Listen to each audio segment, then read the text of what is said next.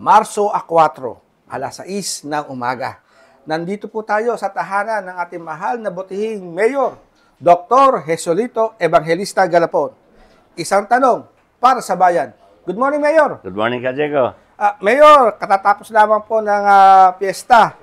Pero itatanong ko pa rin, yung barangay night. Kasi ilan sa mga nakakausap ko, hinahanap yung barangay night. Bakit daw po walang naganap na barangay night?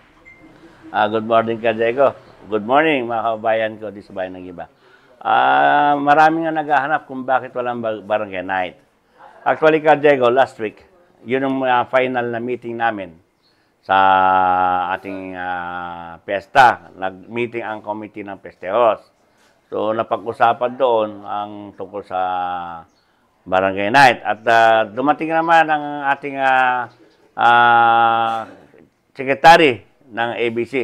Hindi dumating yung si ABC President Bodbod Dizon eh. Ang pinadala niya, secretary niya. So, dumating naman. At tinanong bawat isa tungkol sa kanilang hawak na committee. Lahat naman, umokay naman. Approve lahat ang committee at nakahanda na lahat.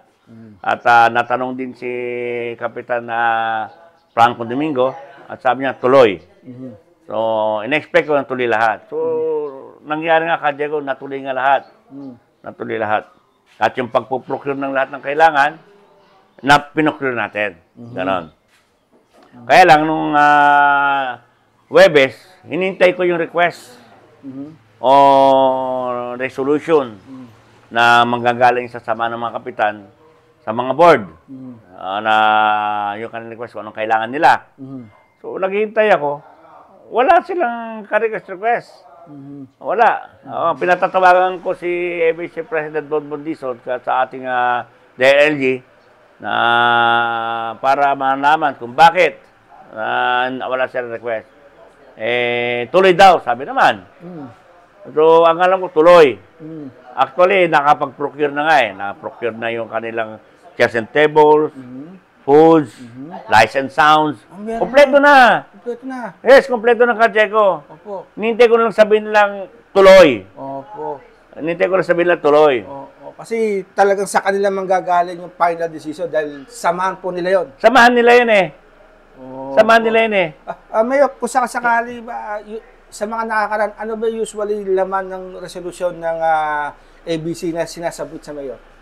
Ang usually naglalaman doon ay tungkol dito sa aid to cultural affairs na kailangan ng mga kapitan. Ayan ay more or less 200,000 yun eh. Opo. Na dapat ibigay sa kanila. Na gagamitin nila kasi yung iba ibibigay sa bawat kapitan. Opo. Para pandagdag sa gusto na ihanda.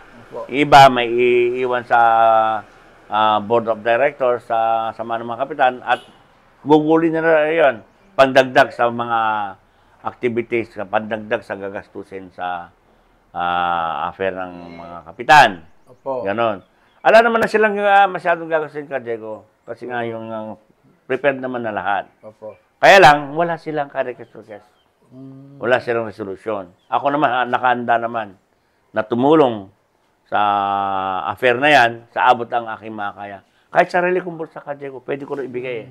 Hinintay ko lang yung kanilang request at resolution. Opo. Kasi po ito, tama po ba ito pong ABC, ito talaga yung nagtitiyak ng mga pagdalaw ng punong barangay? Oo. Sila ito, sila. Baka hindi. baka may masilya, pero wala naman darating. Pero nakaprocure dyan. Nakaprocure. Oo, procure dyan. Na-prepare dyan. Upuan, food, lights and sounds. Kompleto yan.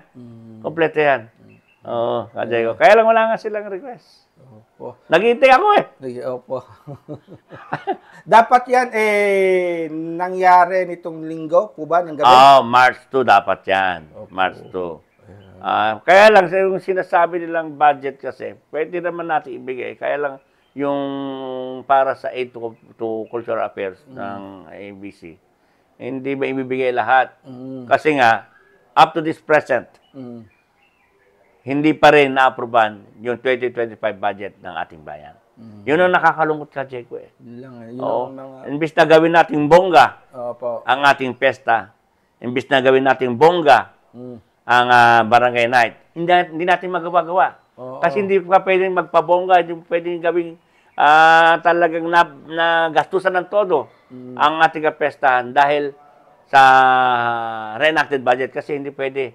Ang kailangan lang natin dyan, essential. Opo. Yung essential lang. So, nakatuon pa rin ito sa lahat ng gastusin ng bayan doon sa reenacted budget na kung saan hanggang ngayon hindi pa rin na-aproban ng Sangguniang Bayan ang budget ng ating bayan na 2025 budget. Mensahe po ninyo sa ating mga kababayan at sa ating mga punong barangay. Ang mensahe ko sa ating mga punong barangay, kinalulungkot ko na hindi natuloy ang ating barangay night dahil sa maraming kadahilanan na kung saan hindi ko alam. Unang-una dyan, siyempre, idintay ko yung go signal o request o resolution ng Board of Directors. Hanggang ngayon ay hindi ko maintindihan ba't di sila nag-request sa atin. At handa naman akong gumugol, gumastos sa sarili kong bulsa. Matuloy lang at mapaganda ang barangay night. Sa ating mga kababayan, nakita nyo naman kahit papaano naging masaya. Simple nga lang ang ating kapesta, pero naging masaya naman at nairaos natin sa awa ng ating Panginoon. Di po ba? Kaya nga po, lagi tandaan, mga kababayan ko, mahal na mahal kayo ni Mayor Doc Lito Galapon.